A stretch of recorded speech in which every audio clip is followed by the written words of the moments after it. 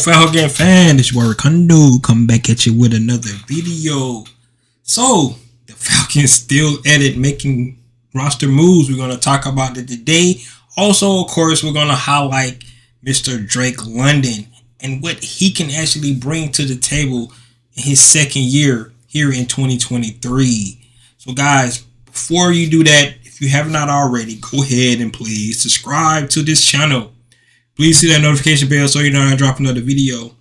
Please hit the like button so I know you guys like to hear what I talk about. Then please share my video throughout the YouTube universe so more people can come in and hear me talk about, that's right, these Atlanta Falcons.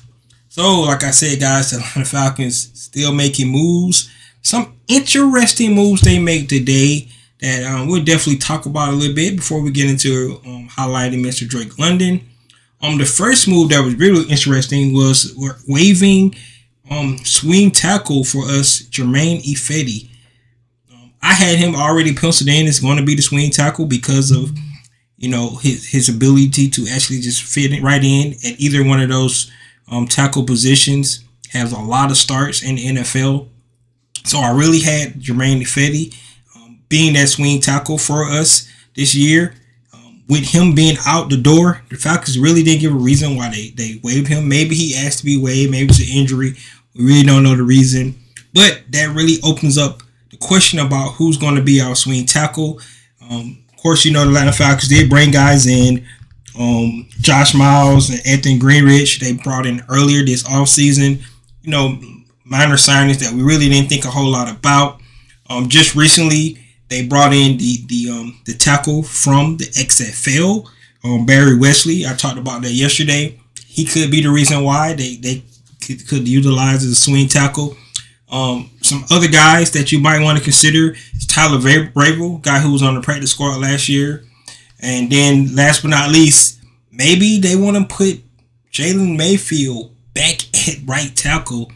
But he couldn't be a swing tackle because we already know he only played right tackle in college, really had issues at left guard. So maybe they want to try Jalen Mayfield back at tackle. I'm not really unsure what their plans are. But, the signing of Barry Wesley from the XFL, guy coming in, maybe that's the reason why they felt like they didn't really need a guy like Germain Ifedi. Like I said, maybe he asked to be released because the competition was going to be so stiff. Maybe it's an injury. Maybe we'll find out some more information about Germain Ifedi. But that's really what interesting. So swing tackle is really going to be up for competition. Another position now in training camp that we really got to be looking out for. Who's going to be that swing tackle for these Atlanta Falcons? Atlanta Falcons also brought in another guy from the XFL, defensive lineman, Laquale London. So that's another guy they brought in. So XFL has really did good for a lot of some of these guys that wanted to get themselves back in the NFL. A lot of guys that was in the XFL, of course, played in the NFL already. Some was coming straight out of college that didn't get drafted. One opportunity. So, the more pro leagues they put out there, it's sort of like a G League for the NFL. You go out there and show your talent, show your skill set, and get your opportunity to get back into the mix and get invited to some of these teams' training camp. So, Atlanta Falcons have brought in, I think, like 5 guys from the XFL so far. Some of those guys I already mentioned, of course, some of the undrafted guys. But you got to love the Atlanta Falcons, not leaving any stones unturned. They actually going out, getting everybody they possibly can to bring in to compete and make the best, 53-man and practice squad roster that they can have for the Atlanta Falcons in 2023. And then in a surprise signing, which is really interesting, they also brought in a 29-year-old quarterback in Austin Unny. Played with North Texas, a guy that had been with the Yankees for about 6 seasons in their farm system. Could not make it to the big leagues. So he decided to go back to college. He was the oldest college starting quarterback in college last season at 29-year-old. Looks like the Falcons going to bring him in, have an opportunity to probably compete with Logan Woodside for that practice squad spot. But this is tells you that Atlanta Falcons, They see guys, they like their talent, they give them opportunities to prove themselves, and this is another guy that's going to come in, and more than likely, like I said, he's going to probably be competing with Logan Woodside. So a guy like Logan Woodside probably thought, at least, I'll be on make the practice squad. Now that maybe not be the case. So you love to see Atlanta Falcons giving guy a chance. You never know where you're going to find that diamond in the rough. This guy's definitely mature. Looked at some of his film from North Texas to see what he was all about, but really think he's coming in to actually be that practice squad, that playing for that third quarterback spot. So guys, let me know what you think about all the roster moves. The Falcons keeping us on our toes this offseason with all these additions. We're gonna have to start writing some of these guys down because the way the swinging door is working on the back end of the roster is really, really getting difficult to find out who's in and who's out. But soon as we get a good, 90-man roster, we'll be able to look at that and see these guys definitely compete for the back end of the roster for the most part. But those guys help make up the squad as well. Scout teams, developmental guys, things like that. So a lot of guys that Atlanta Falcons have on practice squads that in the last couple of seasons had to actually move up for game day because of injuries and things like that. So whatever guys you're going to bring in, they might be an integral part of the team for 2023, and that's what Atlanta Falcons is trying to find.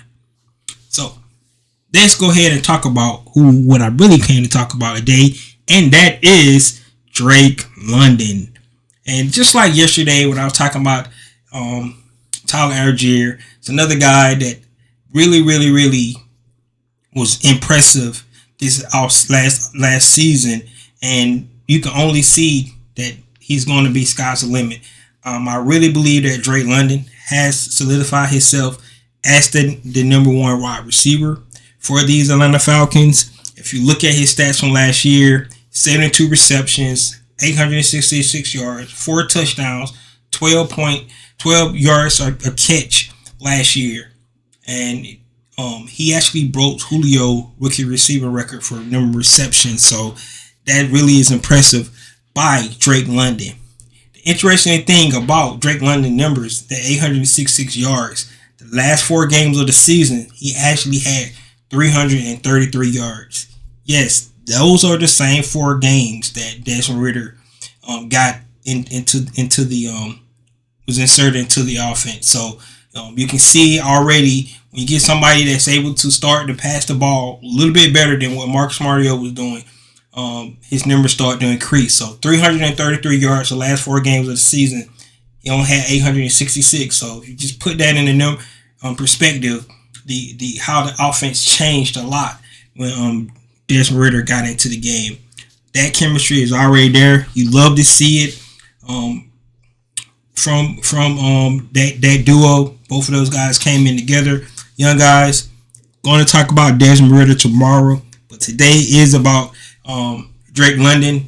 Some things that you really saw about Drake London this last season, his first season, was the combination of size, speed, right, and his hands. Size, speeds, and his hands, right. He was able to show all that stuff.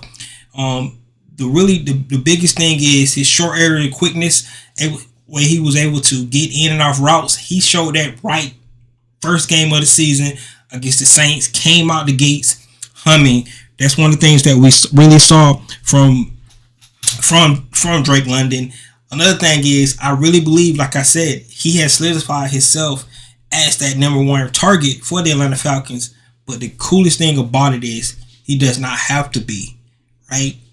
He can just be part of that, because you guys remember we did draft a guy in 2021 at number 4 overall that can also be the number 1 target. So with him and a guy like Kyle Pitts on the field together, that's just create a lot of dynamics for offenses, right? I mean, for defenses. We're really gonna be able to utilize Drake London's skill set along with the other guys that's on this roster, like a Kyle Pitts. And we already know about the other guys that we got.